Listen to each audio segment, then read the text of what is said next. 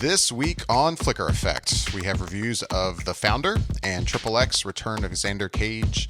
There are also a couple new or newer shows to talk about, including Victoria and The Young Pope. And our featured review this week will be for M. Night Shyamalan's new film Split. There's lots to discuss. Let's do it.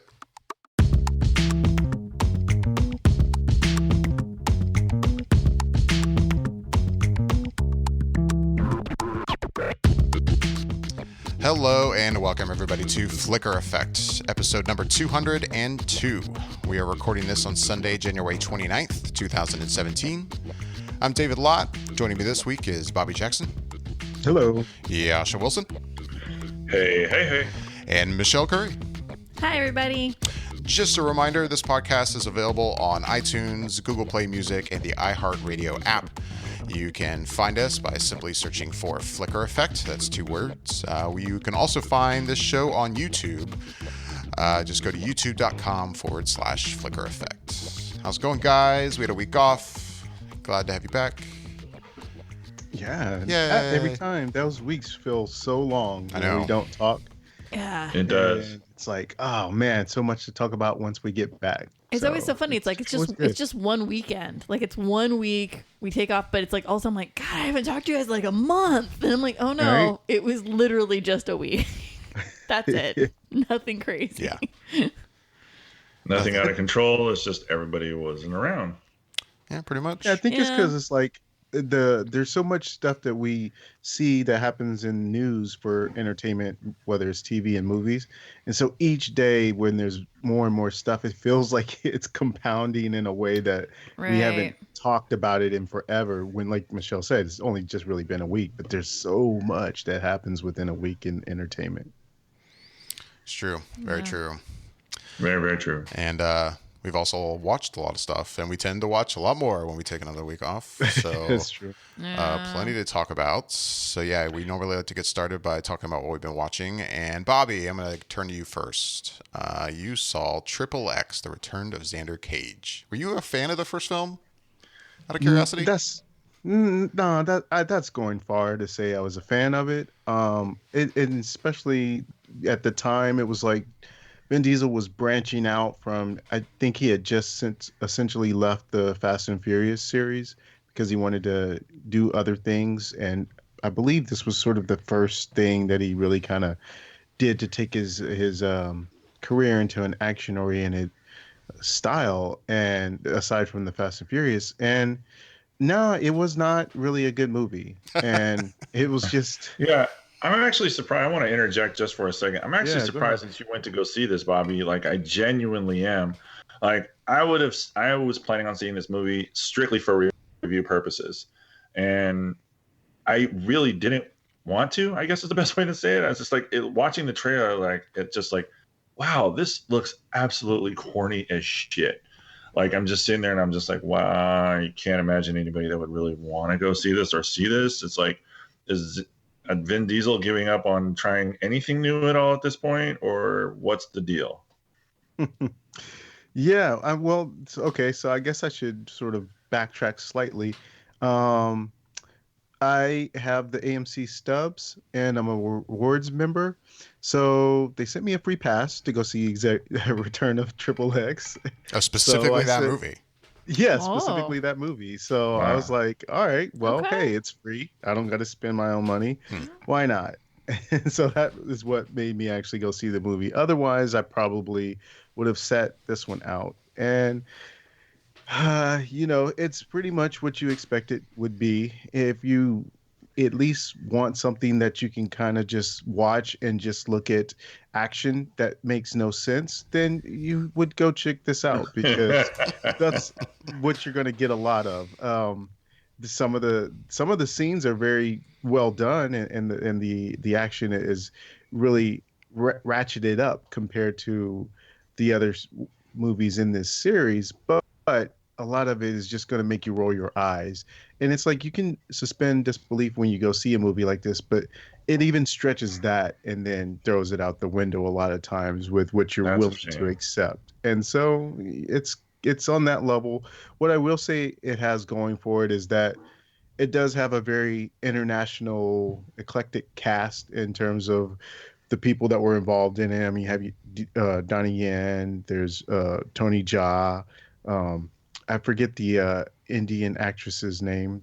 I think she's probably big in Bollywood, probably, I'm guessing, but she's in it, and she was actually pretty good in it. And then there's Ruby Rose, who I hadn't actually seen in much, but she was impressive in this enough for me to think about, like, ooh, if they're doing a casting for Domino in the Deadpool movie for to be part of X-Force, she would be a pretty good candidate in my mind because she had a look about her that reminded me of Domino, and yeah, and kind of was like really cool, had that edge to her. So, but aside from that, yeah, aside from the cast being very diverse and really good to see that kind of thing on screen, there's not much to the movie. There's not much of a story. There's not much of any kind of feelings of attachment you really gather towards the characters because there's not too much for them to develop with a lot of the characters. It's very quick. And so it's just about spending a couple hours just watching some action. And that's pretty much it. Over the top action, lots of jumping the shark, I assume, like building in a car and just like shit that just makes absolutely no sense whatsoever. Yeah, that's pretty much it. Fantastic. Yep. Fantastic. So it's basically everything that you can get from watching the trailer, and then that's about it. Yeah, I mean, literally, because you just expound upon those scenes that you see in the trailer, and then that's essentially the movie. It's just going from set piece to set piece and having those big explosions and over the top action. Wow. I will not be rushing out to go see this. Yeah, I wouldn't suspect that you would. No. I wasn't going to anyway. Obviously, the rest of the movie-going audience is with you, David. They weren't rushing out to go see it. No, does not appear to be the case. Well, it just feels like, I mean, in my opinion, it just feels like I said he has no desire to try to make any other franchise. He's just like, well, the Fast and the Furious franchise has really taken off for me, and I'm making hand over fist dollars with this movie franchise, and people are still going to go see it.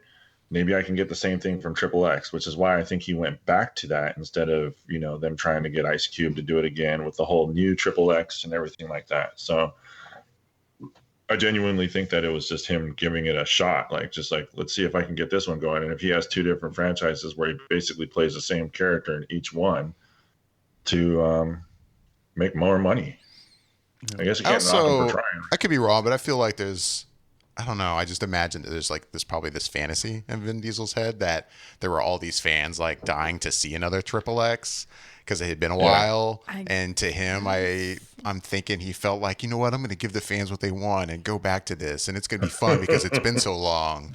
In the meantime, yeah, sure, he was probably getting some tweets here and there or something on Facebook from people going, man, when is another Triple X movie coming? But it was really two people just tweeting him constantly, not really a lot of people.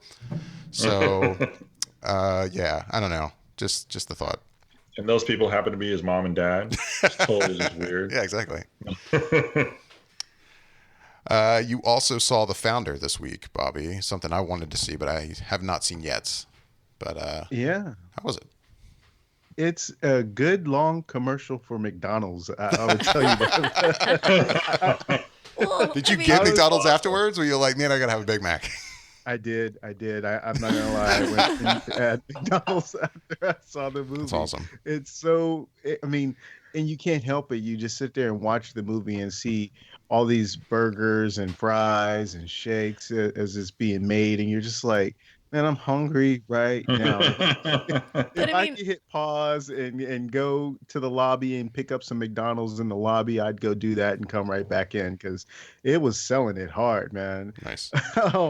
But aside I was going to say, you say this, but it's not like it's an upbeat film. It's basically about a dude screwing over a family. Yeah. Yeah, and you just hit it on the head, Michelle.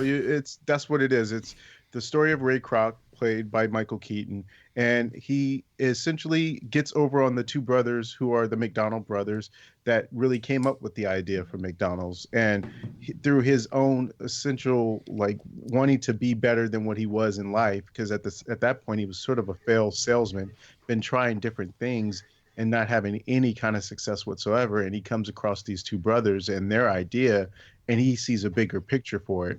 And so without him, there's definitely a sense that McDonald's would not be where it is today. But he wasn't the actual person who came up with the ideas of the food, of the way it was ran, of anything really, other than just to figure out a way to make it marketable and expand upon it. And it's a very interesting story behind such a huge franchise that most people go to at least once a week, if not more than that. And so I thought it was really well done. Michael Keaton is great in it, but honestly, I thought one of the really good people in it was Nick Offerman as one of the McDonald's brothers. He was really, really good, and it's just such an interesting look behind the scenes of something that everyone has known the name of forever. And so it was really interesting. And I would say if you guys haven't had a chance to see it yet, you should try and check it out because it's a fascinating tale. Yeah. Like I said, I wanted to see this, and hopefully I'll try to check it out sometime this week because I definitely want to check it out. No, it definitely looks interesting. I'm with you, David. I want to see it. And now, Bobby, I'm curious. You have to tell me all about the New Edition story. Oh.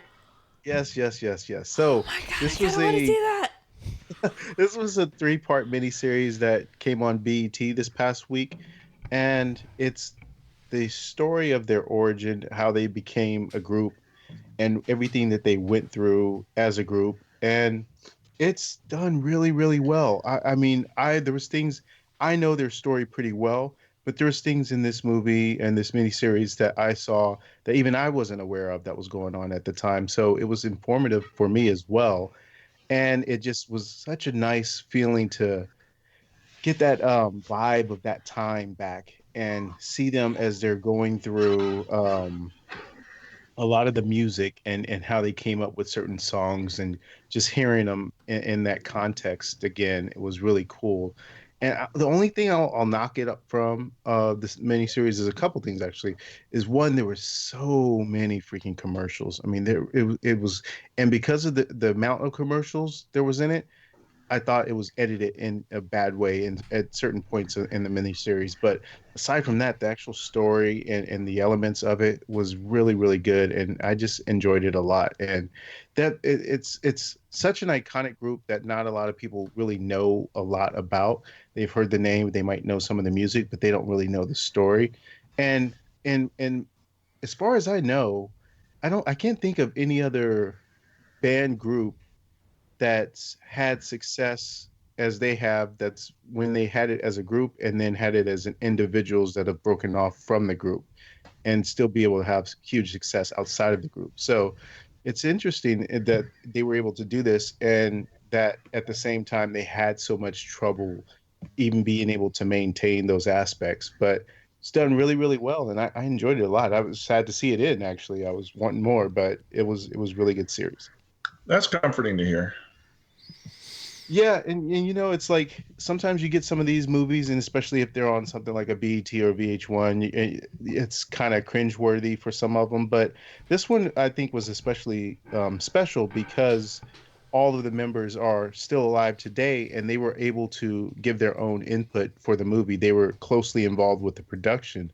So it was like, as I heard the story from one of the members, they said that essentially they all sat down individually with the writer and the director and told their recollection of all the events, and then they also did it as a group. So they were able to make the story in a way that was a real telling of the truth, and it was enlightening to some of the other members because they didn't know what was going on with other people while things were happening. So as they're telling these stories, they're like, wow, I didn't realize, you were going through that. And it was kind of like, as they were saying, it was sort of therapeutic to them to make this movie or miniseries because they really learned more about each other. So it was kind of cool. That sounds actually comforting, because too many times he's like, this is what happened in the full true story, according to Bobby Brown. It's like, right. Wait, what?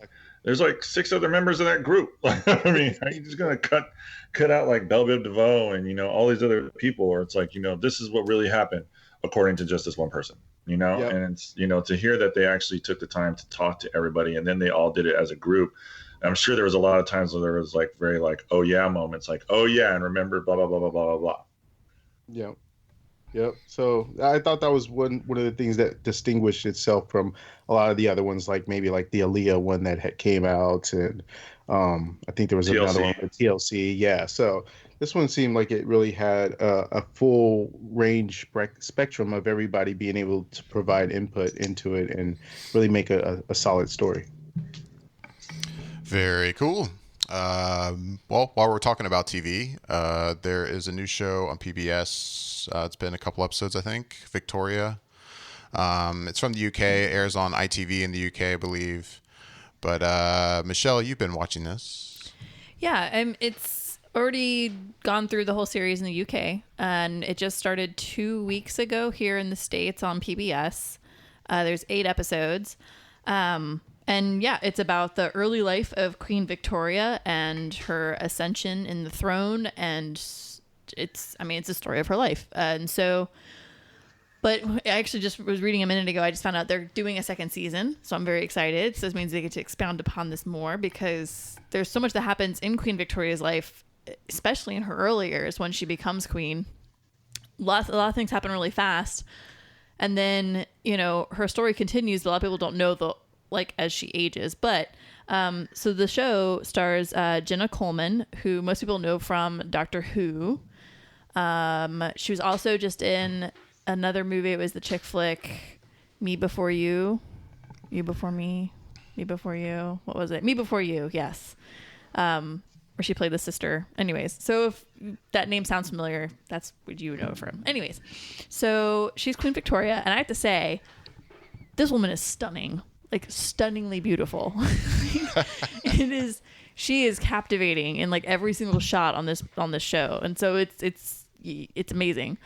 But yeah, I'm really enjoying it. It's only 2 episodes in, so you can easily catch up if you have like the PBS app on any device that you have. You can stream it for free. You know, yeah. So like tonight's episode 3 actually as we're recording, which is pretty cool. But it's good. I like it a lot. The production value of it reminds me a lot of the way BBC does their production values for all of their like Jane Austen adaptations. So every time they do one of those, so it has kind of similar flow to it and feel to it the way it is. I mean, these are different time frames, obviously, but it feels that way, like the production value you're looking at and kind of the quality you're getting. So it's really good.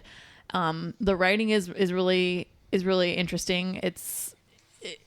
So I guess they took a lot out of Queen Victoria's diaries that I guess just before she died, she had wanted a lot of stuff destroyed, because a lot of it, she was very personal. She wrote almost everything every day, anything she thought, felt throughout her entire life, really, even before she was queen. So, but I guess, you know, the British being the British, they held on to as much as they could. And I guess they said they were going to destroy some things, but they didn't. So they are pulling, like, the stories are coming from Queen Victoria's perspective, and it is conveying the feelings that she's feeling, like they're going through this. And so, I don't know, I'm enjoying the hell out of it. And yeah, like, I'm excited for tomorrow so I can watch tonight's episode, because it's like, she's just now meeting the guy who's going to be king, who she's going to marry. So I'm just like, oh, this is getting good. Like, we're getting good stuff now. Like yeah, get into the meat of it. It's actually kind of cool to hear that they had this, you know, diary to work from, because it's like it's almost like she had this set up to do this biography on herself years later. Like, because so many times that we get a biography, it's like, oh, a biography on the accounts of such and such a person, or as it was told to this person, or, you know, as it was witnessed by this person. You know, it's very rare that we get it from like this, you know. To me, it's like, it seems like this is kind of a neat turn of events to have this insight to how she really felt and how she really had her views on her day to day, and like, you know, oh, I'm meeting this person for the first time and blah blah. That's kind of cool to hear. It's got my interest now. It is. It's nice because, you know, this is a time period when people kept journals and they wrote letters. This crazy idea of like writing letters. And so, you know, a lot of like movies and films and things that are done about Queen Victoria are usually based on the letters that she wrote with her husband, or that she wrote to her friends, her close friends. And the thing was that her family, she was she was closest with her friends. Her family, she was not close with at all. With her mother, her family was really, they were pretty crappy to her. And so, you know, these people, the UK, you know, was intelligent enough to keep a lot of this stuff. It's just like America, like we keep our historical documents, and we even call people's journals and diaries historical documents, because that's really what, in their eyes, what happened during an event or whatnot. But it's nice that they're pulling, you know, because it was, she was really guarded about this. Like, she journaled because that's how she could get her emotions out. And she was really guarded about this as she was getting older, because she was like, you know, this is like me. Like, she's like, this is really me. And she really didn't want the public to know that much. And so they really kept a lot of them guarded. But I guess, you know, the production crew that works with the BBC really pushed and was able to get quite a lot. And actually, they let Jenna Coleman read some of the diaries and the journals that she kept, so she could really kind of feel and get a sense of how Queen Victoria felt, you know, during different phases and stuff. So, because you're talking about somebody who became queen at 18, emotionally, you're going through a ridiculous amount of stuff, and you're still trying to find out who the hell you are. And so, you know, while she spent a lot of her time being kind of prepped for this, at the same time, like, yep, now you're queen. You were in charge of an entire country, and you have countries on different continents, and this is now your world. And so she's growing up very differently than many people would. So it's been really entertaining, and I'm really looking forward to seeing this continue on. So, which is interesting because I'm also watching The Crown. I was just about to ask if you were watching that and how it compared to Victoria for you. Well, what's funny is I just watched an episode today that literally is very similar to the second episode of Queen Victoria. Like, the storyline, there's things happening. I was like, did I just watch this but 100 years earlier? Like, I was like, wait a second. So it was really interesting. I just watched episode 8 in The Crown, and there's like notes of things happening that are very reflective of what's happening in episode 2 of Victoria. And I was like, I was kind of creeped out. I was like, this is really weird. Like, I don't know. I can't really describe much without giving it up, but it was just like, whoa, that's interesting. So yeah. Are you enjoying Crown? Because I was really interested in trying to start that one. I'm enjoying the hell out of The Crown. And honest, I'm surprised I haven't knocked it out yet, but I know somebody else who's watching The Crown. Have you been watching it, Bobby? I can't remember. No, in fact, I'm kind of falling behind on some of my Netflix stuff, because it seems like every week they have a new original series. I'm like, man, I want to check that out. So I want to watch the OA, which I've been hearing things about. So I wanted to watch that. I wanted to watch The Crown.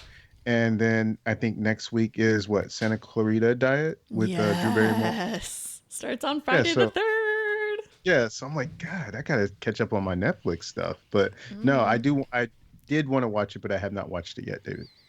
Yeah, because I started it a couple weeks ago, or I don't forget, a week ago. I don't know. But I'm 4 episodes in, long story short. So, I mean, I got a ways to go. It's a 10 episode run, I think, on Netflix. And I mean, the whole like British royal like drama is 13. Not something that really draws me in usually. So I don't know. Whenever I decided the day to watch the first episode, I don't know why I did. I was just like, okay, I'll check this out. Why not? And dude, I got to say, I was sucked in right from the beginning, and I'm totally in on this show. I mean, I'm only 4 episodes in. I've just been so busy that I haven't had a chance to finish it. But I'm shit. If I could binge watch it in one sitting, I would. Like, there's just something about the way that the show's done. And yes, it is British drama, even if it is made for Netflix. It's, you know, but it is like, some people it may not be their thing, but I don't know. I find it thoroughly interesting, especially considering this is our current queen. I don't know a lot about her, so this is definitely a situation where it's kind of a biopic situation where it's basically a history lesson for me. So there's pretty much everything that's been happening so far in the show. I'm like, I don't know any of this. I mean, sadly, I probably should know a lot of this, but I just don't. Right. So just for that reason alone, I'm liking it. But all of the acting in it is really great. I mean, even John Lithgow as Winston Churchill is quite good. The only thing about him I would say is that, you know, it's John Lithgow, and when I see him on screen, there's a part of me that's taken out a little bit because I'm like, oh, look, it's John Lithgow. Like, yeah, he's kind of looking the part, but it's still, you can tell it's him. No. You know, maybe if it were an actor that I had no familiarity with, I wouldn't feel that way. But otherwise, I'm really unfamiliar with everyone in this except for Matt Smith, of course. Right. Going back to Doctor Who. Doctor Who. UK loves their doctors. But other than that, I want to say pretty much everybody in this I'm not familiar with. They're pretty fresh faces. But Claire Foy, who plays the Queen, just won a Golden Globe. That's right. For playing the Queen. Yeah. And I got that one right. one of the few on my ballot that I got right, let me tell you. Because I'd already been watching The Crown at that point. Right. And I hadn't started it yet. It's amazing because you got into it really fast. And it actually took me 3 or 4 episodes to actually get into this one. And I think it's because for me, I'm so used to like British production things being kind of this. The BBC has kind of like 3 or 4 different looks that I can usually go, that's that look, that's that look, that's that look. You know, like that's a Doctor Who look. That's like the Jane Austen adaptation look kind of thing, you know. This has a completely different look and feel. And it's like, as I watch The Crown, I'm like, this is definitely a Netflix produced, you know, they've definitely got different people doing this. Like it definitely has a different flow to it, feel, visually, color, all of it. Yeah. But I like it. The production value on this is excellent as well. So it's like, I don't know. I'm enjoying both. Yeah, I don't know. Maybe that's why I'm liking it more. Maybe that's why I'm slightly surprised by it. Because I'm more expecting like a bit of an even drier kind of British drama. And then I'm just like, oh no, I'm digging this. Oh, no, it's juicy. I love the music in it. The score's written by Rupert Gregson Williams. But Hans Zimmer wrote the theme, the opening credit sequence, which is good. This is quite good. Yeah. Yeah, I don't know. I'm thoroughly enjoying it. The open credit scene reminds me of Daredevil. It does. It's very Daredevil. It's like I'm watching. I'm like, God, this is like watching Daredevil. This is intense. Yeah, that's one of the first things I thought about when I saw the opening credits. Was Daredevil. And yeah, that has pulled me away from another show that I've only seen 1 episode of, so I won't talk about it for very long. But that's The Young Pope. I saw the first episode of that, and I was watching it kind of like, I don't know what I think of this. This is interesting. And then the episode ended, and I was like, okay. I'll definitely keep up with it. And for anyone who doesn't know, it's a new show on HBO. Jude Law is the new pope in it. Diane Keaton's also in the show. And yeah, again, I've only seen the first episode. I want to say there's at least 4, maybe 5 episodes out right now. So I've got some catching up to do. So I won't say much about it other than I definitely intend to keep watching it, and I was going to, and then I got distracted by The Crown, and now I'm sucked into that. But what a lovely distraction The Crown is. It is. I'm happy with the distraction, definitely. It's a lovely distraction. And there's 13 episodes of The Crown. Oh, okay. So I still have a bit to go. I just started episode 9. I'm like 20 minutes into episode 9, so I hopefully will have that one wrapped up pretty soon. And I feel bad because I feel like I'm probably going to knock out before David does. So it's like I want him to catch up so that way I don't finish it. I'm like, oh my God, I have to tell you about The Crown. Right. No, maybe this week I'll hopefully get a lot more watching in. I hope. I like it. I definitely dig that show. Cool. Yasha, you've been watching Narcos? Yeah, I'm taking it back a little bit. I know this show is a little older. I think it started in 2015. I took a look at it, and I was just kind of surfing around on the downloading ability of some of the shows, and I was like, well, you know, I'd never watched Narcos, so I thought I'd give that a shot. It stars Wagner Moura, Boyd Holbrook, and Pedro Pascal are probably the main actors that we want to focus on. And it chronicles the life of Pablo Escobar, the Colombian drug lord that I'm sure everybody who's ever paid any attention to any pop culture or any movie that goes and sees a movie has heard this reference of his name or his exploits or his notoriety and infamy. Or has watched an episode of Entourage. Yeah, or Entourage. Yeah. I really dig the show. I mean, you have to really pay attention unless you speak Spanish and you can listen to it in the background, because I would say a good half of every episode is probably in Spanish, where you have to read the subtitles of what's going on and what Pablo's talking about and what him and his cartel are dealing with and getting into. And I think this guy, Wagner, I'm not familiar with his work. This is probably the first thing that I've seen with him, Wagner Moura. He kills it as Pablo Escobar. Not that I'm the foremost authority on Pablo Escobar, but I've seen a few interviews and I've seen, some of his mannerisms in photos or in videos, and pardon me, how he walks and whatnot, he carries himself. This guy was just power. Like, he was just intimidating, and he really portrays that on camera. And it's amazing as I've been reading a little bit more about the show and reading, how close it is to reality, and the two gentlemen that were the DEA agents played by Boyd Holbrook and Pedro Pascal, Steve Murphy and Javier Pena, they were, they were the ones that were actively trying to basically shut down Pablo Escobar. And it's insane as to basically how this market wasn't fulfilled, and Pablo came in and basically fulfilled this market. It was kind of like he was the Facebook of cocaine when it came to supplying things in Miami. Like everybody did it. Like everybody, like this was where to get it. It's like if he was the grocery store, if there was only one grocery store in the world, everybody would go to Ralph's, and Pablo was that Ralph's. And it was crazy because it was like $800 billion, something like that, or whatever the number was, that when they run down how much money he was making, it was insane. Like, and it's like these countries, it's like, it's no wonder that some of these people and these police officers, I hate to say it like this, that they would just kind of like, yeah, all right, do their says, because he's like, I'll pay you $1 million to just let me go by.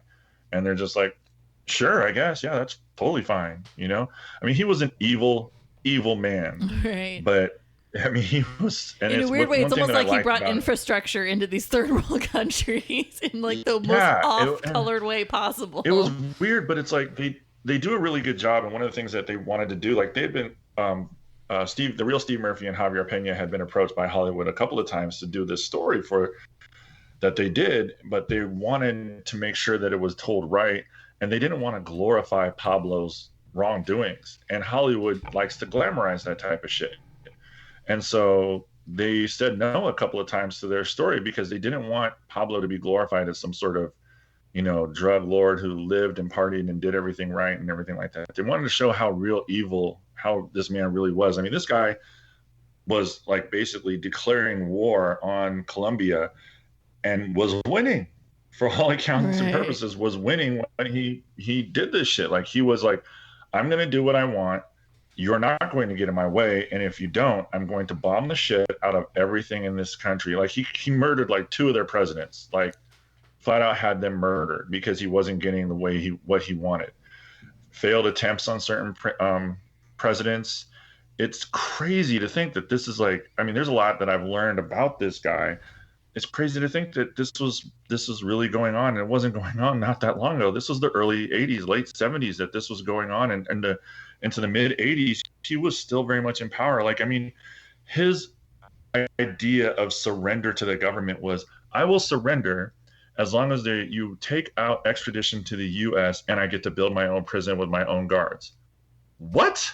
He built his own prison with his own guards. Like, it's like they would sit there and they would have these flyovers and like, surveillance of these things. They weren't allowed to get like within 200 kilometers of the prison, and they would take pictures. And it was like, look, he's having a roulette table delivered along with prostitutes and booze to this prison that he's being held captive at.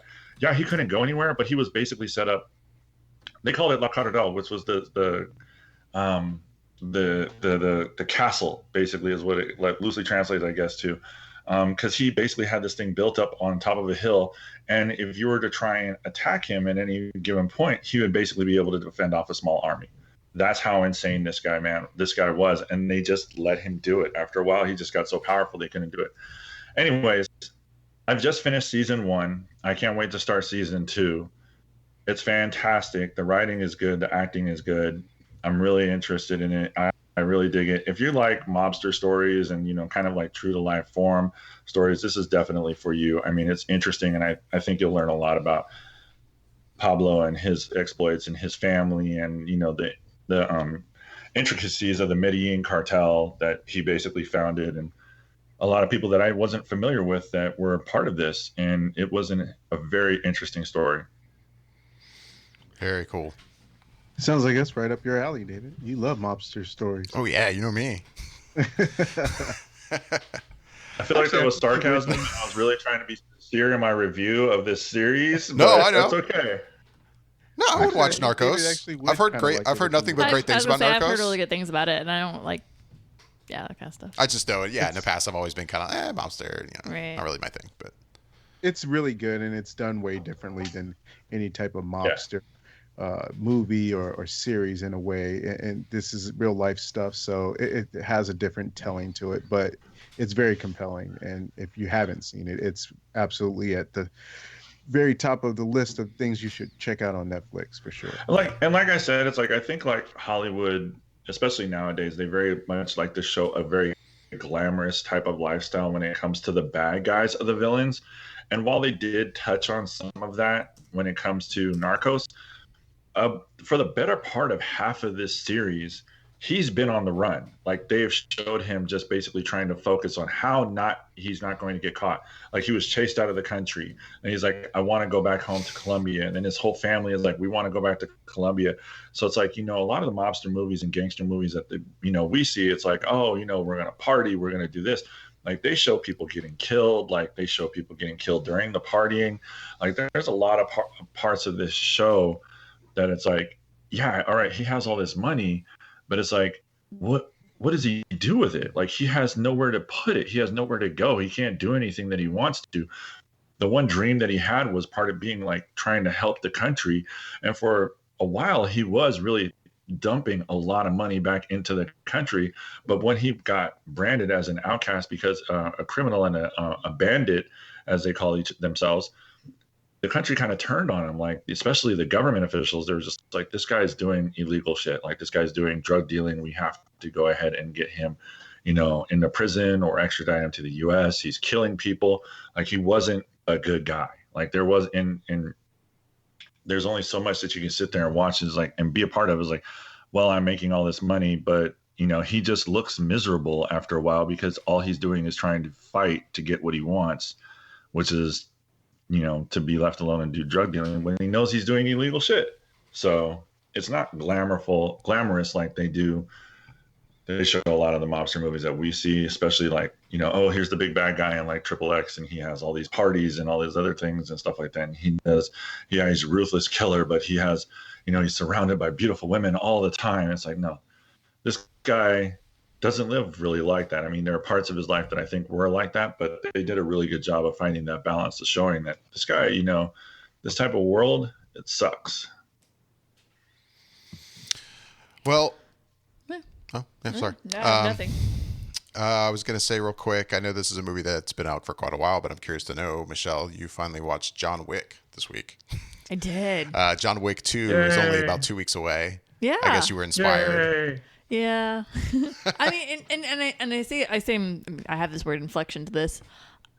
I wanted to see John Wick when it was released to theaters. Like, I wanted to see that film. Like, because my thoughts were, yeah, I really could go for a good Keanu Reeves kicking ass and taking names film. Like, I was like, God, that just sounds really good. Like, I really wanted to see that. So it surprises me that I literally just finally saw this film because I wanted to see it when it came out in 2014, 2015. Probably 15, I think. So, I mean, it's not like I didn't want to see this film. So I want to make sure everybody understands, like, it's not that I didn't want to see this film. I did. I wanted to see Keanu Reeves kick some ass and take some names.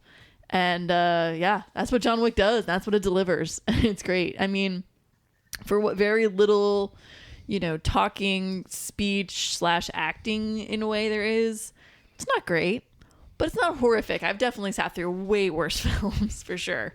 But I mean, as far as the action in it and the storyline itself, I mean, it's a very basic storyline. But what I like is it's not like anything that happens is really like too far fetched off the mainstream. You're not going, oh, that's ridiculous. I would never. Like, you're like, no, I get that. Like, I see that. Nope. I believe that wholeheartedly and follow it completely all the way through. So I mean, I will say for a film of what it is, it's done really well, and it's visually really good. Like it's got light and dark to it. There's these moments when it really utilizes certain things like that. And yeah, I mean, Keanu Reeves is kicking ass and taking names, and I'm always down for that kind of a thing with him. So I really enjoyed it, and I'm glad I finally got to watch it because yeah, like I saw the trailer for the second one just before Split, and I was like, God, I really need to watch that. Like, that needs to happen. So yeah, I rented it, and yeah, no, it's good. I liked it. I was like, this is exactly what I needed. I needed to see a good, take out the people that have wronged you kind of film. I was like, yeah, that's right. Vengeance. Awesome. That's one I've been meaning to buy for a while. I need to add that to the library. It's done well. Like, for what it is, it's done very well. Yeah.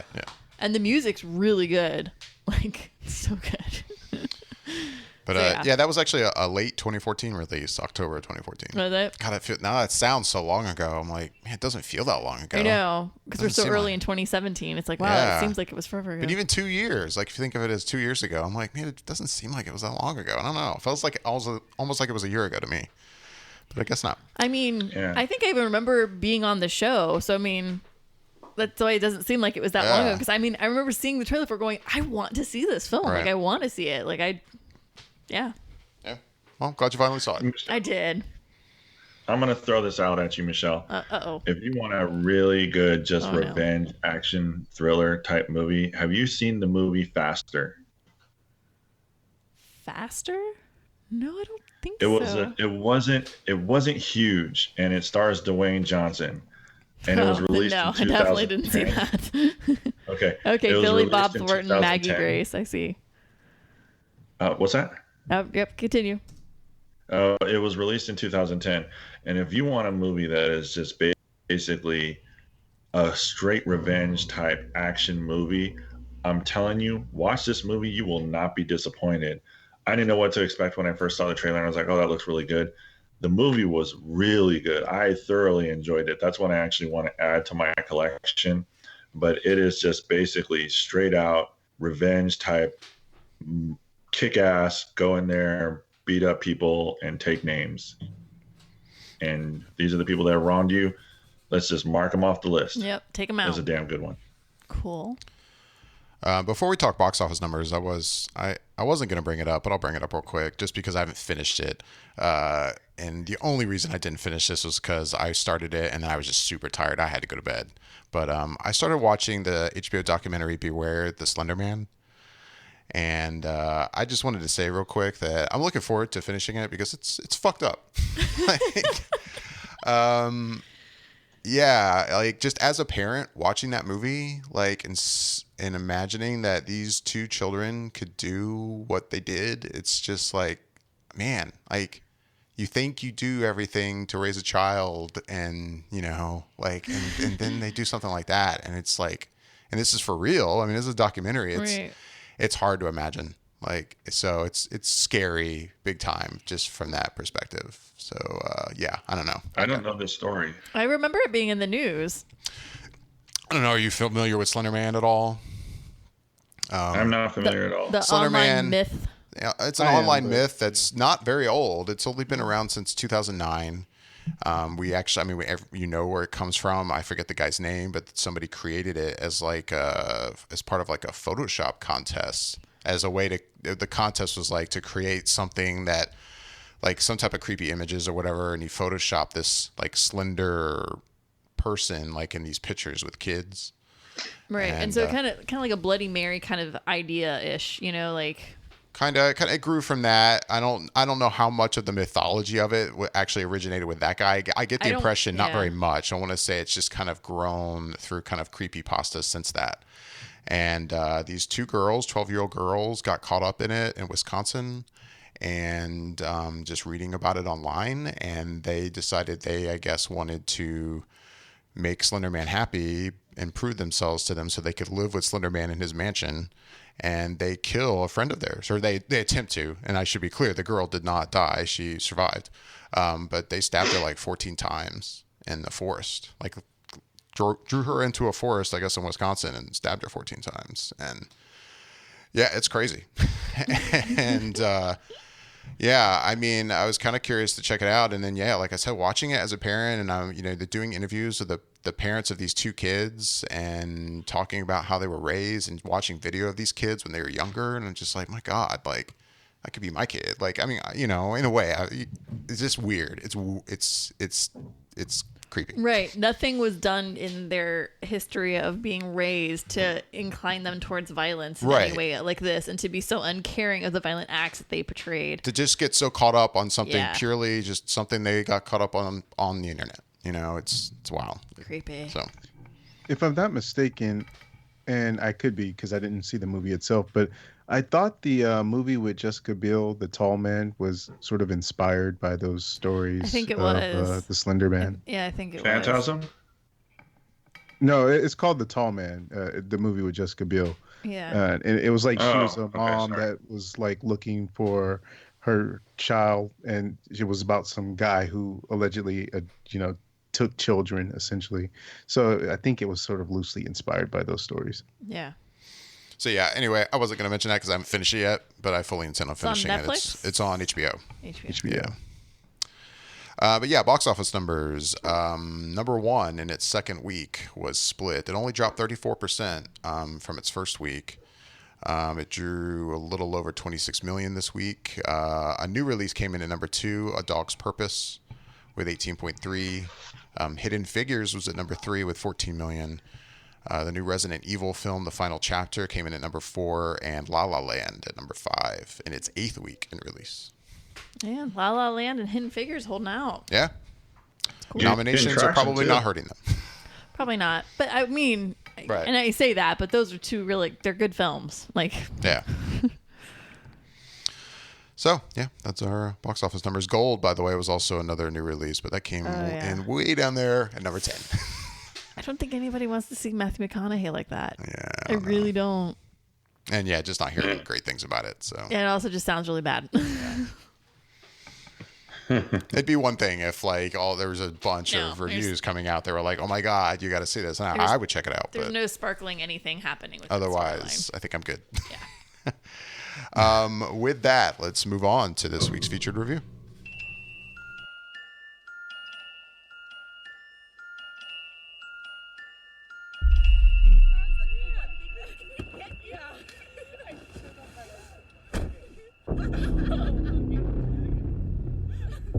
Hey, pardon me, sir. I think you have the wrong car.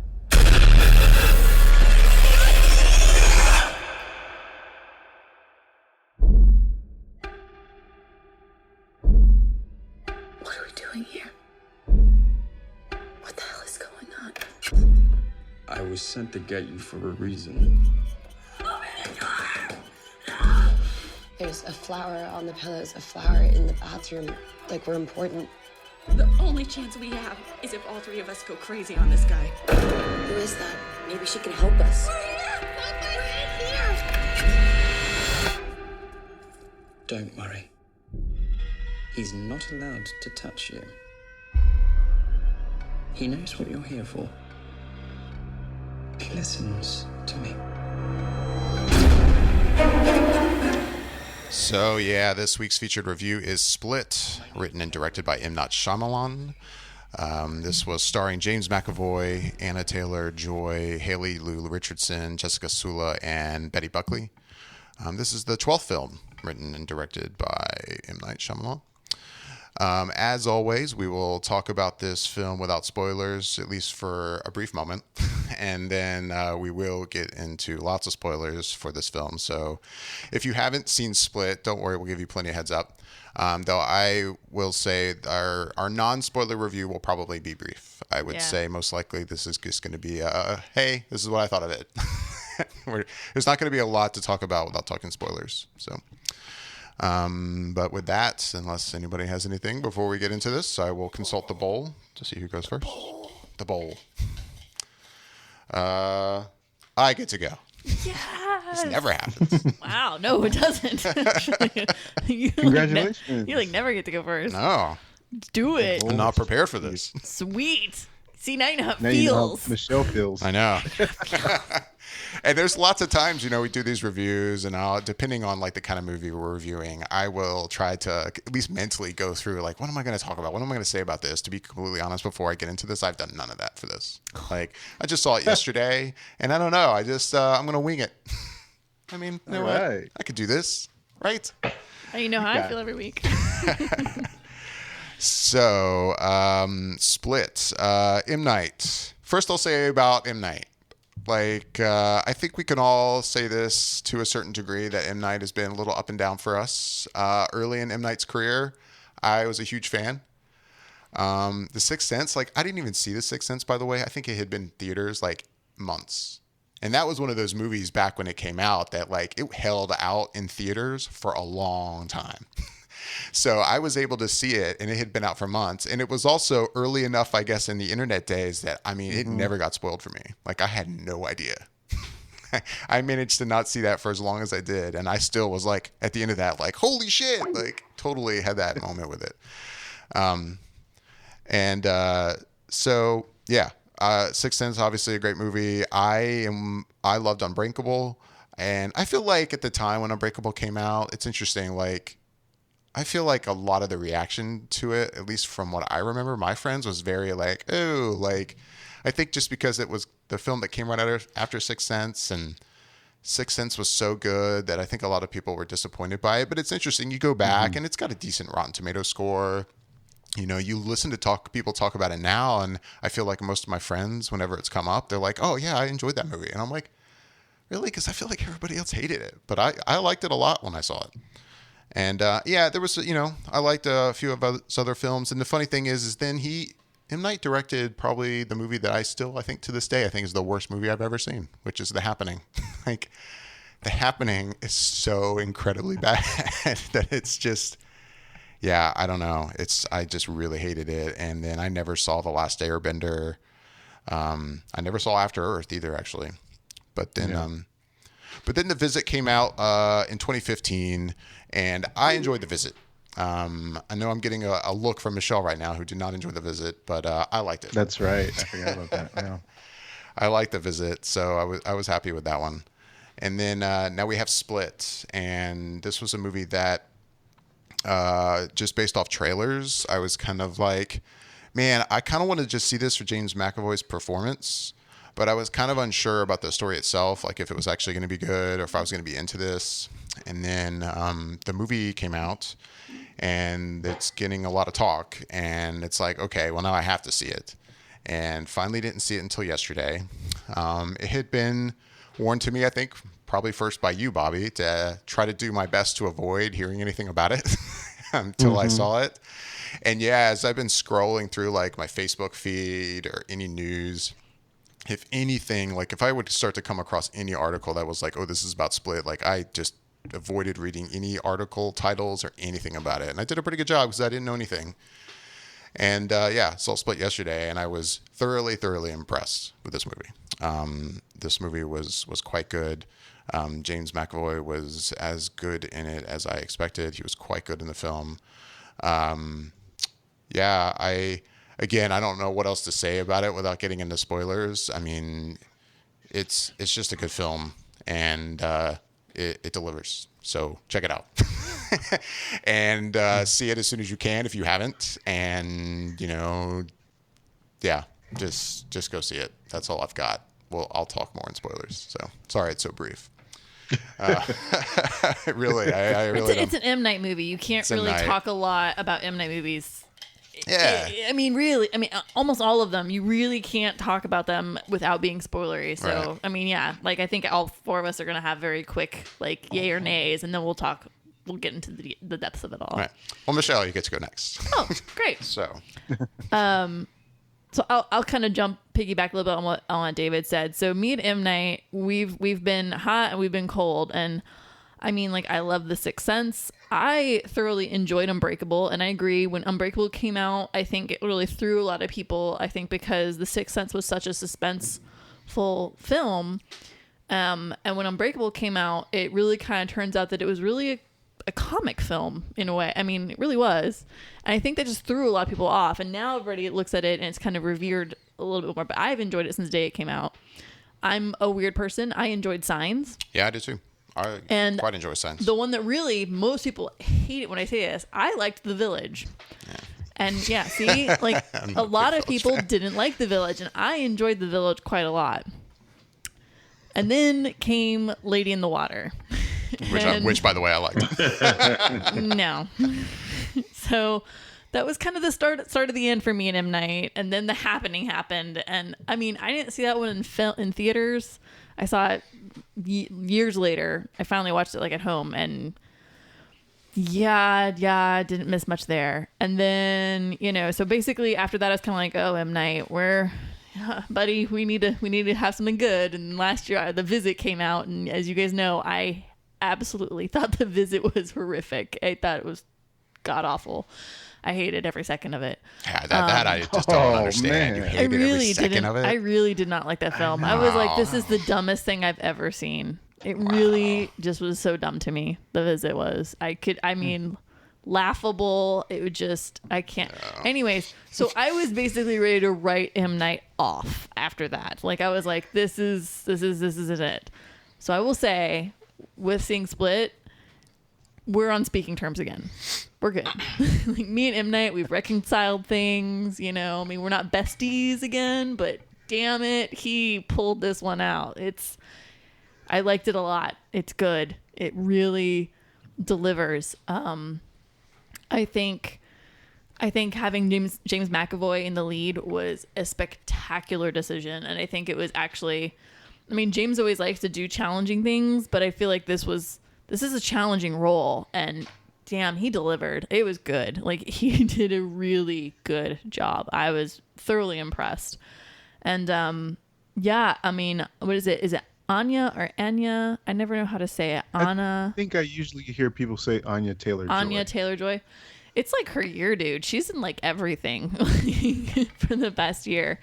And I thought she did a really great job. It's really impressive. I don't know how this girl managed to sum up basically having tears on the edge of her eyes like the whole way through. I was like, you're amazing. Like, that's awesome. She's is good, and the music is really good, as you heard in that little preview that David did. Like, it works really well. It just delivers a really great sense of suspense, and it really keeps you teetering on the edge, and it's done very well. And I'm thoroughly happy and impressed with Split, and I can't wait to talk about spoilers, because yeah, it just, M. Night, we're good again, buddy. I mean, we're not besties, but we are rebuilding that bridge to friendship. I'm telling you, it's happening. Brick by brick, we will get there, my friend. All right, Yasha, what did you think of Split? You saw it, was it today? I saw it yesterday. Oh, okay. Actually, yesterday morning. What can I say? I mean, I'm going to just basically piggyback right off of what you guys have said. I'm not in love with the film, but I was impressed and I enjoyed it. I thought the acting was just phenomenal. Like, James McAvoy is a G. Like, I mean, he was so good in this movie. Like, and that was what I think really did it for me, is especially when he was, I mean, we know the premise of the idea of him having all these split personalities, but the one scene where he's talking and he changes between 3 or 4 or 5 different personalities all in one shot, and his mannerisms and how he acts and everything like that. It was captivating. Like, it's a shame that he might not get the recognition that he definitely deserves, because it was unbelievable. He was all over the place. Like, and you can see different characters expressively when it came to him actually doing stuff and being a different character. It wasn't just like, oh, it's James McAvoy pretending to do blah, blah, blah, blah, blah, blah.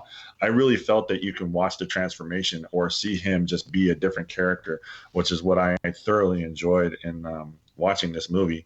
The lead actress, too, I think you just said her name. What was her name again, Michelle? Anya Taylor-Joy. Yes, she was amazing. Like, she was fantastic. I even like Betty Buckley, his psychiatrist, Dr. Karen Fletcher. It was damn good. Like, I was impressed. I mean, I went in there thinking that I was gonna like it and expecting this huge, like, try and turn or spoiler, not turn, but surprise type of ending. Like, oh, this is all in this girl's head type of thing. And I was just like, I was expecting this like huge surprise that they were going to do something like, none of this is actually happening. This is just her happening in her head. And that's not what the movie was. And I'm so glad that it didn't end up being that. Like, he didn't try and make it some sort of weird thing like that, because I thoroughly enjoyed what he did with the movie. And I'm going to leave it at that, because I know we all want to get to spoilers, and there's definitely stuff that we need to talk about in the spoilers that'll really kind of, I think we all thoroughly enjoyed, and what really made the movie for us. So, but yeah, I was impressed and I enjoyed it. I could actually sit through it again just because I like James McAvoy's performance so much. I want to like stand up and give like a slow clap for James McAvoy. Like, it was just absolutely like, damn. Like, yeah, it's like, I mean, you said. I'm always like, I've always liked James McAvoy, especially, I mean, in the last Scottish, the one he did with Forrest Whitaker. The Last That King was of Scotland. that Last King of Scotland. Like that was when I first, I think, was introduced to him, and I saw him in that movie, and I was like, dude, this guy is amazing. And then it's like he's done a bunch of other stuff, and he's done some things, and it's like fun to watch. But this was like, you kind of really get to see some of his acting chops, and it's like you look at the IMDb credits for his role, and it's like Dennis, Patricia, Barry, or like all these different names, and it's like, wow, dude, like kudos to you, bro. Like that had to be so much fun for an actor of his caliber to be able to kind of like express and kind of be adventurous with his talent and just kind of like switch it up and be like, I want to know how much of that was directing, how much he was just like kind of going up to Shyamalan and being like, hey, what do you think about me doing something like this? Hey, what do you think about me doing something like this in this particular scene? And letting him just do it, because his creative chops really showed in this. And you know, I'm with you. Like I liked The Sixth Sense. I thought Unbreakable was okay. I enjoyed Signs. I'm with you, Michelle. I kind of even liked The Village. I thought the water chick one, that was absolutely atrocious. I was kind of like, what the fuck? Excuse me, but I really was. And then there was another one that he did. I actually liked The Devil. Like I liked that one. I don't think, did he direct that one? No, I think he just produced that one. Yeah, The Happening was atrocious. That was just horrible. I remember seeing that one. I think, Bobby, you were still at the theater when I saw that one, and I saw that with my dad, and it was so funny. We're sitting there watching this, and some guy towards the end of the movie just blurts out as loud as can be, he's like, this better not be about fucking plants. And the whole theater just laughed. Just laughed, because it was such a laughably bad film. After Earth, I don't think we even need to really talk about what happened with After Earth or The Last Airbender. I never got a chance to see The Visit because, well, it looked good, but I wasn't really dying to go and do it. You really are. You're not missing anything. Yeah, you are. Not a thing. And 60-something% of critics would agree with me. So I'm telling you, I have two very different opinions from two people that I very much respect when it comes to their opinions, and it's like it's tearing me apart.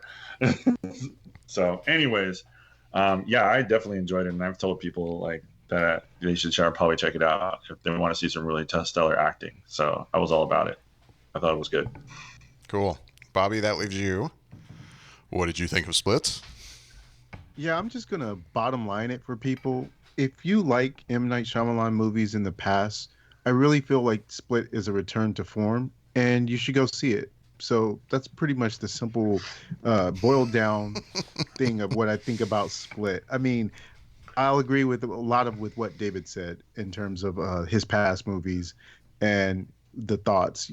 A lot of times where he had his biggest misses were things that he wasn't doing himself, that wasn't written by him or specifically came from his mind, like After Earth or like The Last Airbender. So his own movies he tends to do better, and some can be still divisive, but nevertheless at least he's sort of going for it as opposed to kind of just like phoning it in. And it almost becomes a game that he can't win because everyone's going to go see those movies expecting a twist, and it's like he's trapped in that world where he kind of has to do it. And the ultimate nay or yay depends on how well he pulled off the twist to people in terms of like, oh, if they could guess it or not. If they could guess it, then they said, oh, it's no good. If they couldn't, then it's like, okay, I liked it. Whereas as opposed to just saying, well, I saw the twist coming, but it was still put together really well in a way that I thought, worked effectively. But it's in this movie, I really feel like if someone said that they know where this was going at the end, I would just call them a liar to their face, because I don't see how you could have saw this one, coming from a mile away. But it's definitely a movie I felt like played to the strength of that there's sort of this new subgenre of films in horror that are kind of coming out, which I think I read a name for it, but I don't quite remember what it was called. But it's the basic premise is that you have people in a house and they're trying to get out of it. And you saw that with last year with the one with the blind guy. I forget what that one was called. And then with Green Room, and there's been a couple others that have that sort of formula. And this is essentially that same sort of setup. There's people in a house held against their will, and they're trying to get out. And as that movie goes, it's done really well. Although I would say if I were to knock it for a couple things, it was a little too long. I thought it could have been a little bit shorter, a little bit tighter on the editing. But also the other thing was that it falls into some of those same conventions where you're just kind of like, well, why wouldn't they just do this instead of that sort of thing that you kind of get in typical horror movies and those type of trapped in a closed location type movies where they don't always act logical in a way that you would think that they would just do, as opposed to doing something that just serves the story to be able to sort of move it to where they need it to go. But aside from those things, yeah, I really enjoyed the movie, and I can't wait to talk about spoilers. So that's it for me. Sweet. Well, let's do it then. From here on out, we will be talking about spoilers for Splits. I would highly, highly, highly recommend that you not listen to this if you have not seen this movie. I would always do that with pretty much any movie. I don't like spoilers for anything, but we're talking about an M. Night film, so yeah. Just go see it as soon as you can, and come back and listen to this later. Those are my words on this. You can be on our level at that point. Yeah. So yeah, spoilers. And yeah, like I said earlier, you sent a text Bobby. It was like, if you have any intention on seeing this, go see it as soon as possible. And unfortunately, I couldn't. I'm like, man, I'm not going to get to see this like all week. I was going to try to see it Thursday. That didn't work out. So I didn't get to see it till yesterday, and it had been out like a full week. And yeah, I managed to stay away from anything. I want to say for the most part, I think the internet's been pretty good to it in terms of not, people not running out and going, holy shit, everybody. Like, right. Yeah, it's almost like how it impressed. was for The Sixth Sense in a way. People didn't want to spoil it for people. They wanted them to go experience it for themselves and see like the reaction that they would have. So I think this is falling kind of in line with that, where people, even like you said, David, back then the internet wasn't where it is now in terms of spoilers on everything that you read. And so you almost would think in a day that we are in now that yeah, totally people would be spoiling it, but it does seem like people are showing restraint and letting others go experience it in the theater for themselves. Yeah, I'll say what's impressive is that like Yasha was saying, Yasha was saying, like, if I don't know, you were saying it, Bobby. Sorry, my brain's like going. Is that the problem with M. Night movies? Is that everybody, if you figure it out, you're kind of like, oh, well, that was dumb, and people hate it. And I feel like with this one, there's key things you can pick up on. And there was one moment I kind of went, oh, is he going here with this? And it was during Dr. Fletcher giving her little speech. Well, she was talking to her colleague, and I kind of was like, well, that's interesting. And then she was giving her one little speech, and I was like, to like a lecture hall. And I was like, is this what? No. And I was like, no. And I kind of brushed it out of my head. And then we got the ending we got. And I was just like, my head exploded. And I found the interesting thing about the quote unquote twist in this to be that it was a different take on the M. Night twist. And that for me, yeah, there's definitely a twist in the film, but in a way it's not part of the main film. The twist in this movie kind of happens basically as an after credits scene, but it seems like we're just out of concern for anybody to actually see it. It is like we get a title card and it immediately goes to that, as opposed to, well, let's show a few credits and then do it, or let's show all the credits and do it at the very end. They don't risk that and show it almost immediately, but it really is, it feels a bit like it's somewhat separated from the main chunk of the film. Mm-hmm. So I'm watching the film thinking, wow, we really aren't getting much of a twist. I mean, depending on like how you're watching this, and I think this is really going to happen or this isn't, and maybe you could say, oh wow, I didn't expect it to go down this way, but there really wasn't much of a twist, and the twist in it really is kind of more separated from the main story than we get a lot of other, in pretty much every other. Yeah, he doesn't do like a flashback to moments that could have led you up to that thought process or anything. Like Right. he usually does that. He has those little like quick like, oh, remember this scene? Oh, remember this scene? Yeah, this was all keying up to this, and he doesn't give you that at the end of this film at all, Right. which I like, because yeah, I had that moment at the end. I was like, oh. Which is why I feel like, oh, that's why I bought into like, oh, well, I guess it's not going that direction. And then it does. And I was like, oh my God. But yeah, I don't know. What is there to say about it? I mean, we basically got an Unbreakable sequel. And yeah, I mean, I didn't see that coming An at origin all. story. An origin story for a villain that's in the same universe as Unbreakable. And I mean, I seem to remember hearing that they had been in talks about doing like a sequel for a while. Is that my imagination? Like, or kind of like in the rumorville, like people have been pining for it or kind of talking about it? Or I think everybody's been pining for it. And I think M. Night has always kind of had it in the back of his head. Like he's always kind of had the idea for a script in his back pocket. Like he has all these stories written down that he's been writing for years since he was a teenager, really. And so I think it was kind of always there. And he just didn't quite know how to like eloquently put it together. But everybody's kind of been wanting an Unbreakable thing. Because like I said, like David was saying, like for the most part, some people really weren't very happy with Unbreakable. But then there's the people that I think are kind of nerdy like us. And we're like, that was brilliant for like a superhero film. And I think these people are the ones that are like, yeah, do a sequel, dude. Like that was great. Like it was really done well. And so I think people have been wanting it for years. Well, I love the idea that the universes were connected. Like that kind of blew my mind. Like when that very last end credit scene happened, I was just like, oh, okay, that was cool. Like he just joined these worlds, and it was almost kind of the same giddiness that I got when Nick Fury walked in at the very end of the first Iron Man, and he's like, I'm here to talk to you about the Avengers Initiative. When I saw him show up, I was just like, oh, very cool. Well played, sir. Well played. Like that was kind of a cool connection. sorry, it sounded like you were going to say something, Bobby, or no?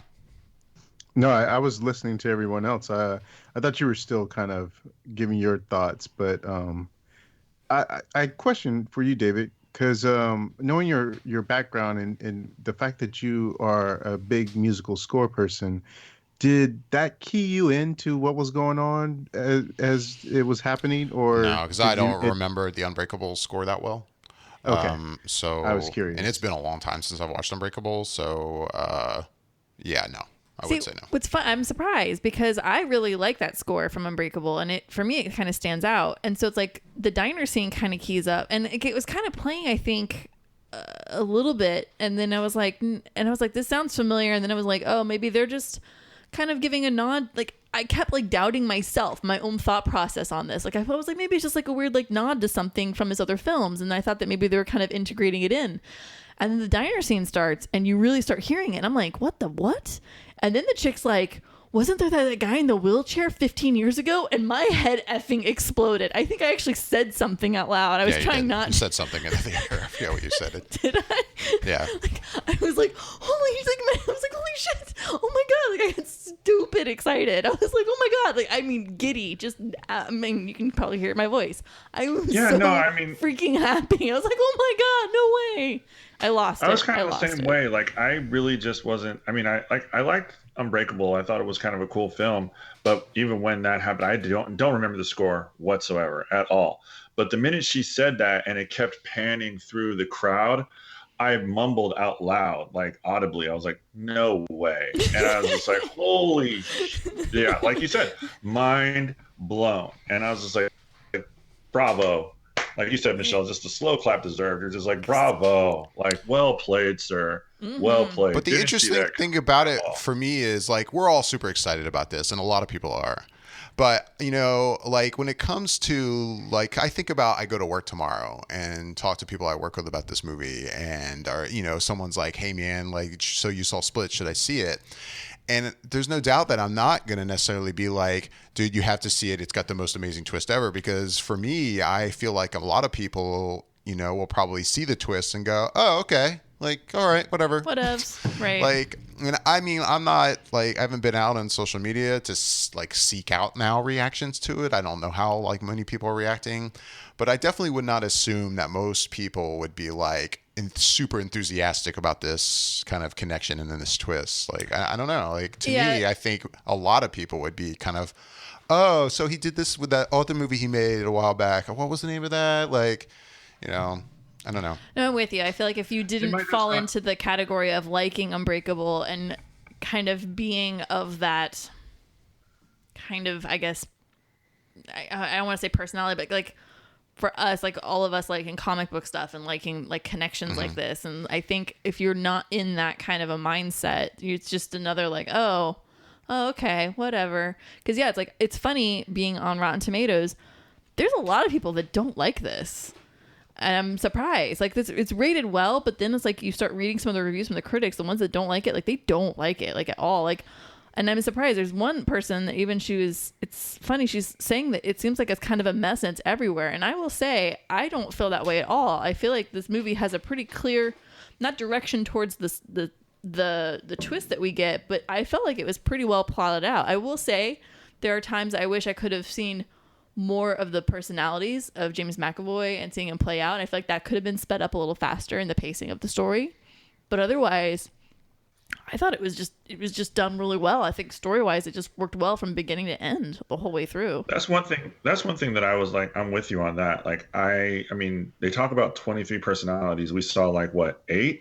Like, I was like, man, I want to see more. Like, show us more of these, you know, people that are trapped in his skull, like rattling around. Like, you get that one little brief blip of a few of them on the computer from the journaling.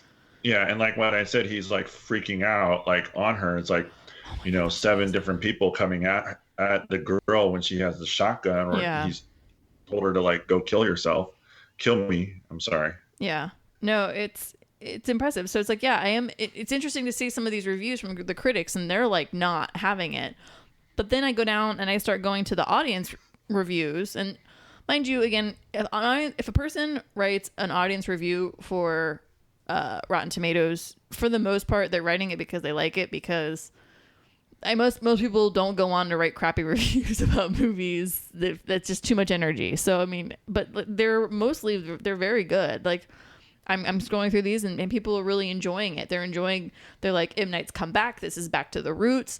You know, it's back to basics, and everybody's really enjoying it. But yeah, I think the most people that, 1, aren't maybe M. Night people, 2, that aren't really comic book people, or 3, really care about this kind of a thing, they're just going to be like, oh yeah, it was okay. Whatever.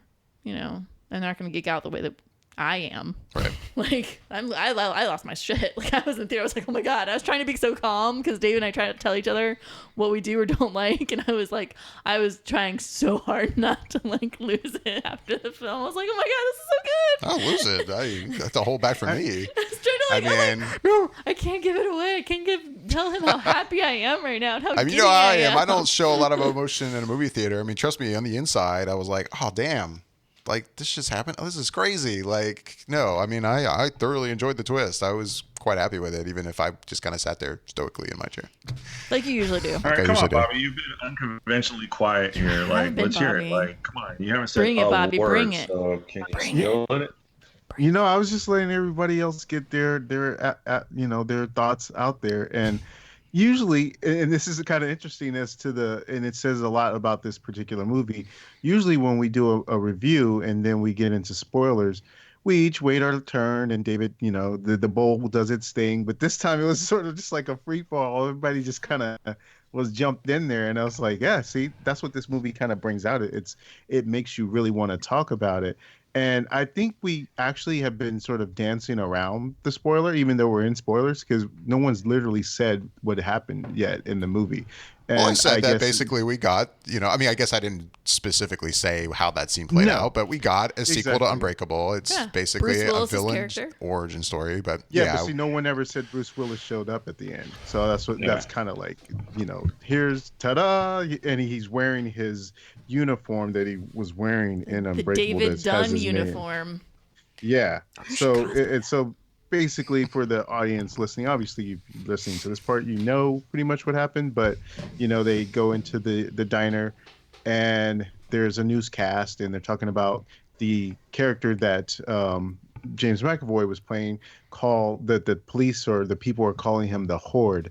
And then there's someone that's watching the news and she's talking to a friend and she's talking about how, isn't that like the story about that guy 15 years in the wheelchair? And she was like, oh yeah, what was his name or something? And then they show and they pan to Bruce Willis and he's wearing his David Dunn, uniform, and he's like Mr. Glass. And see, I didn't catch it from the music, but when they did mention the guy in the wheelchair, I was like, the guy in the wheelchair, and I was like, there's only one. And then as soon as I was thinking the thought, they showed Bruce Willis, and in the theater, I kid you not, I can't remember the last time this has happened, but when they showed Bruce Willis, and I knew what I was watching at that point, I threw my hands up in the air, and I was like, yes! And I looked around. And I was like looking around at other people in the audience because I was actually sitting kind of in front of most people. So I was like looking around trying to see what their expressions See if anybody was. else did that too. Yeah, and my hands were on top of my head, and I was like, "Oh my god!" And I'm like looking around, and I don't know if by the reactions on other people's faces if they quite understood what was going on, but I usually get the hell up when the credits start, and I was sitting there the whole time, just sitting there Just geeking. contemplating in my mind what I just watched. And I was just in shock and awe and so hugest smile on my face as I walked out of the theater, just so happy because obviously for me, and we have talked about it on the show before, but Unbreakable is like one of my favorite M. Night Shyamalan movies for obvious reasons. I mean, it was really before a lot of the comic book movies started coming out, and for him to have made a comic book movie dressed up as something else was such a cool concept and idea, and the way it played out.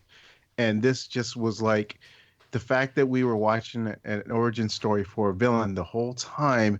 It was just amazing. And I was like, just so happy that M. Night felt like he finally was able to come back to something that people had been wanting, who really enjoyed Unbreakable for a while. And so it was like to get this now and to what that all means for the next thing that he works on, which he has said that it will be the third in the Unbreakable series, that it just was like pure joy. And the one of the other things was like when this movie, it was like you're seeing certain aspects in it, and you're almost at a point where you're like, how is this even happening? Like when the lady, the Dr. therapist, Foster, Dr. Fletcher, when she stabs him with the knife and it breaks, I'm like, wait, what? Oh, how? What? That okay? Where are we at now? Because how can that even happen? And then when Anya Taylor-Joy is shooting him with the shotgun, and you're just like, oh, okay, I see how they set it up earlier when they were saying a person's physiology can change, but this is kind of like skin as tough as a rhino is what and you're like, what? And then you see the ending and you're like, oh, and this is the kind of movie that, just like The Sixth Sense, forces you to want to go back and rewatch it so that you can pick up on all those other little aspects that really show you what they're doing there. And I haven't had that feeling in a movie since something like The Sixth Sense, or even like when I watched Old Boy, and it was like I had to go back and rewatch it because it's like when you get to that ending, you're just like dumbfounded, and you feel like there was a whole bunch of stuff that was telling you what was going on, and you just missed it, so you have to go back and see it. And I can't wait to be able to rewatch Split just because of that. There's so much going on there. And then there's also the aspects with Anya Taylor-Joy, which I have enjoyed seeing her on screen since watching her in The Witch.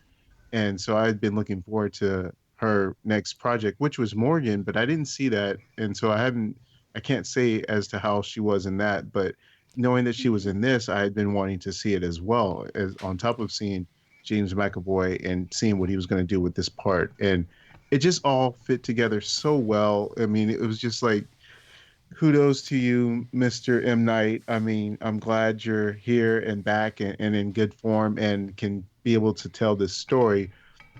And it's something that I'm just like really in looking forward to seeing how he develops it and brings it forward because with everything that we got in this, it's just setting itself up for such a classic sort of showdown and to see what's been happening in David Dunn's life for so much. There was even stuff in this that I didn't catch that once I was sort of reading online, I was like, oh my God, that's brilliant. So, like, I don't know if you guys had keyed in on this when you were watching it. I totally didn't, but um, the reason why James McAvoy's character was at the train station is because that's the train that his father died on. Yeah. And Yeah. obviously, I wasn't paying attention to it until the end. So wasn't thinking about it in that sense. So it just meant sort of whatever to me. And the fact that that was the same train that Mr. Glass crashed, and he essentially created James McAvoy's villain by doing I was just like, oh my God, this is so cool. And I was just like, I cannot wait to see what he does next. But I could keep talking forever, but it's, I mean, at this point, it's a lot of speculation because even if you look at the credits from M. Night Shyamalan, he's got so many other projects that he's been slated for, or he's still working on. I mean, we have no idea. I mean, just the movie's doing well. So, I mean, that's cool to see that the movie's doing well and the budget was really low. So hopefully that is the sign that this is going to be, this does mean that we are going to get a sequel to Unbreakable, and that we did just watch basically an origin story for a villain that David Dunn is getting ready to take on. I mean, we all spoke on it. It's like, we're all very excited that Bruce Willis shows up at the end. Like you said, Bobby, we had been dancing around it, but he's there and he shows up and he's, awesome. And, we're all excited, but as far as I know, I haven't heard word one about it from my research and Bobby's research, because I know that if Bobby had heard anything, it would have been blasted out to all of us immediately if it came down to a sequel for Unbreakable. So that's actually it did come out. M. Night did say that that's the next project he's working on. And I couldn't blast it out because you guys hadn't seen the movie yet. So I didn't want to. I saw the article. I was going to literally post it, but it was just after I'd finished asking everybody if they saw Split. And I was like, well, that could easily maybe inform them if I put that out that M. Night said he's working on a sequel to Unbreakable next. And I was like, God, I want to put this. And that was honestly the hardest part about watching that movie. Because typically we all see something the same weekend and we can talk about it. And I had to sit on it. And it was just like, I have nobody I can talk to about this movie. Aww. Nobody I knew had saw it. Poor Bobby. And I was like, this is killing me. I can't do this. I gotta wait another week before we can all talk about it. It was hard. I kept bugging David. I'm sure he could kind of feel it. Like, did you watch it yet? I think you asked me like 3 or 4 times this week. So did you see it yet? Did you see it yet? Jeez. When are you gonna see it? What's going on? Wow. I was so. Well, I appreciate you not saying anything, Bobby, because I hadn't seen it and I really enjoyed having that surprise. No, yeah. Yeah, that was one thing that did kind of worried me going into it, though, I will say, is that part of me was like, well, fuck, now I'm worried that I'm going to be anticipating something, and then when it comes, I'm going to be let down by this. But by the way, that totally wasn't the case, because as it played out, I mean, before that, and I'm still kind of considering an end credit scene, like, before that happens, it's like, I was kind of thinking, I'm like, man, is there still something going on? Because, like, the way Bobby's talking about it, I'm like, there's really not a twist here. Like, what the fuck is happening? Right. Like, it was a good film. Yeah. No, and I want to be clear, too. Like, we're focusing so much on this twist that if that even didn't exist, if you cut that off of this film, this is still a very, very good movie. And I still thoroughly enjoyed it, and I would have thoroughly enjoyed it even if there were no connection to Unbreakable and that scene didn't happen. I still think this movie totally can stand on its own. And like, it is a good movie. We haven't even really talked about like how this movie plays out. Like the play with lights and the way some of his shots are angled. Like, I'm watching it, and just as a film, before you even get to that end, that's like, it's done well. Like, it's done well. It's done really well. And I will say too that, and I think this will probably be maybe an unpopular opinion, but you know, I loved this twist and I love this connection to Unbreakable, but I can't help but feel somewhat skeptical of how good a third movie will be. Yeah. Like now, I mean, this movie was good, and I love M. Night overall, even though he did direct, I think, the worst movie I've ever seen in my life. But what was that? The Happening. I hated The Happening more than you bad. can know. Like I really do not like that movie. But anyway, I still trust in this guy. You know, obviously, I think his most recent film is evidence that he still has it. He's still a good storyteller. Yeah. But, you know, part of me is like, you know, what I loved about Unbreakable was that we kind of didn't know what kind of movie it was until the very end. And the way he put that together was so awesome. And then this, same thing, like, you know, it was a really good film that stood on its own. And then to find out it had this connection to this previous world he'd already created, it was like, holy shit, this is cool. Like, but what are you going to do, like, in a movie where basically, like, let's say a next movie is him, Bruce Willis's character taking on this villain. Like, right now, when you think about it, that seems so conventional. Like, obviously, he would not make it that way. So that's what I would be curious to see is, like, how will he approach that? I almost feel like it's going to have to be, and I hate saying this, but I almost feel like it almost has to be another origin story of a hero. Like another hero, and then it kind of play out, but a little bit faster speed, and then it kind of play out with because David I definitely Dunn, and then if I do have a disappointment with this movie too, and maybe that will be the connection, and that is Anya Taylor-Joy's character and her connection in this, because I haven't gotten to that part. Like the way this ends for her in this movie, I was left going, come on, you could have given us something more there other than just a constant stare to a cop. And part of me wanted to be like, fuck, is she going to finally admit, like, no, I don't want to go back to my uncle or something, and we get nothing there. So since we got nothing, I can't help but feel like, well, we're getting nothing for a reason.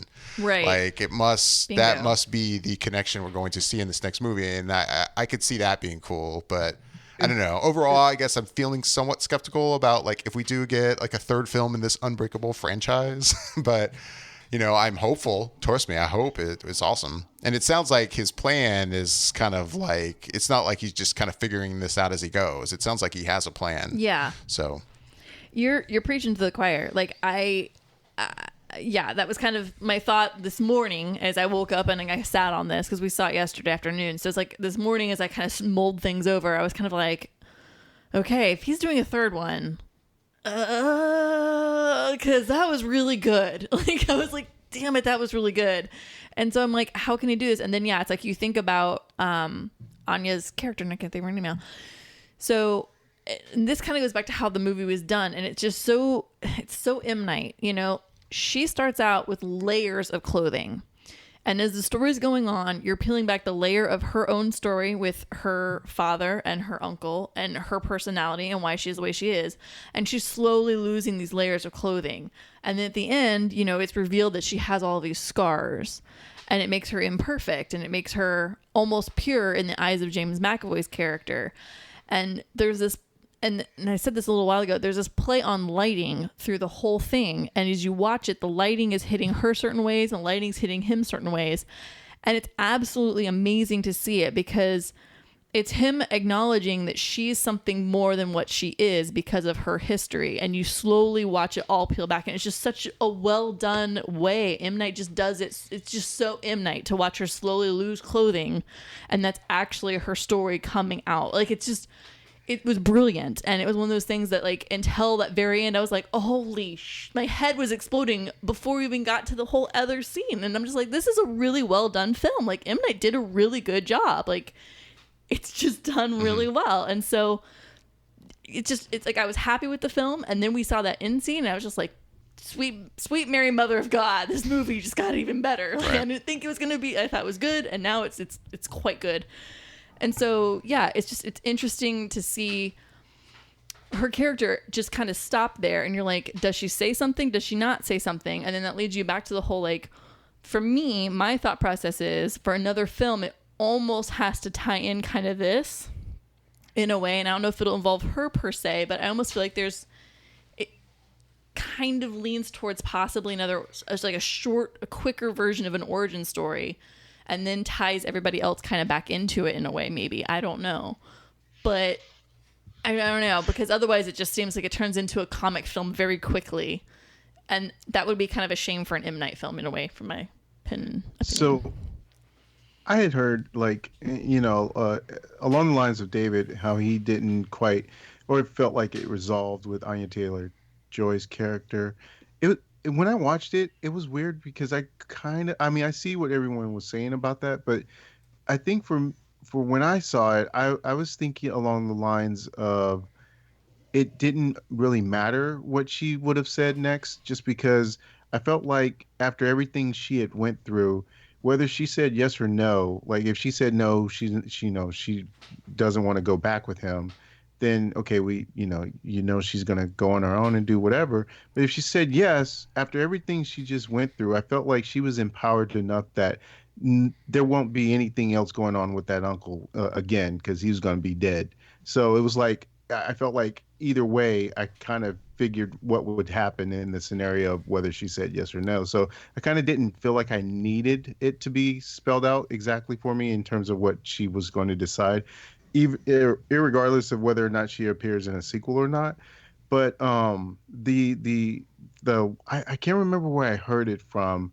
It was either someone was talking about the movie in their review, or it was somewhere else, but someone had an interesting idea of where the next movie could go, because I think I saw M. Night say that, well, I can't really surprise anyone with the next one because it's pretty obvious as to what I'll be doing. So I can't really disguise it as anything else. So the way I think someone else had said was like, well, what if they did a movie where it was basically like Silence of the Lambs, and then like Dunn is Jodie Foster's character, and Mr. Glass is like, essentially Hannibal Lecter, and he has to try and catch David, or it was, well, not David, the character that James McAvoy plays. Danny. And I was like, ooh, that'd like be the regular guy's Dennis. There it is. Dennis. Yeah. Okay, I can kind of see that. That's actually a pretty good idea. Yeah, so it sort of subverts it just being an all-out sort of comic book movie and keeps it well-grounded. And so I was like, but it keeps it kind of cerebral in the same sense. Yeah. So I'm down with guess, that.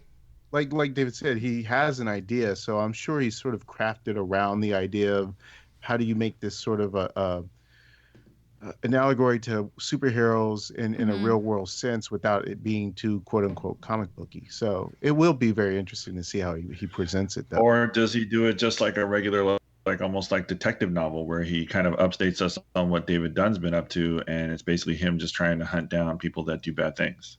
Yeah. Could be. Yeah. It'll be interesting to see where this all plays out, but I mean, overall, I have to say, I think M. Night did a really good job with this one. I'm thoroughly impressed. And yeah, like, there are keys throughout the film. When you sit and you really look back on it, there are keys that lead up to that. Like, I could see them plain as day now. But, it's a lot of like what Dr. Fletcher says, and then I don't know. It's just it's interesting to see how it all, you're like, oh yeah, it all fits together. It all makes sense now looking back. Yeah. No, I'd like to see this again in a theater. Yeah. I mean, yeah, just to watch it again with completely different eyes. So it'll be an interesting experience for sure. I want to watch Unbreakable again and then watch this. Yeah. One more time. Yes. Oh, that would be such a fun night. I just feel like I don't have enough memory of what like Unbreakable or appreciation for it. Like I remember just kind of liking it, but I feel like I can appreciate it a little bit more with some of these insights that we've talked about and whatnot, and just kind of go from there. Yeah. Anybody got anything else before we wrap this up? Any other Kick final ass. thoughts on Split? Go see it. Go see it. See it again. Definitely enjoy it. Yeah, see it again for See sure. it again. Yeah. M. Night has redeemed himself. Yeah. Redemption is his. Yeah. I'm stoked as to like it kind of plays into like what he's done in the past, really low budget, high reward. So that means that, we'll get more if he kind of gets his stories kind of situated, I guess. Right. As always, we'd love to hear back from everyone listening. Let us know what you think of our review, everything we've talked about. You can let us know by emailing us at feedback@flickereffect.com. You can also comment on our YouTube page, youtube.com/flickereffect. You can find us on Facebook, on Twitter, and various other social media accounts by looking on our website over on the right-hand side. That's flickereffect.com. And I'm David Lott. Bobby Jackson. I'm Yasha Wilson. I'm Michelle Curry. Thanks for listening.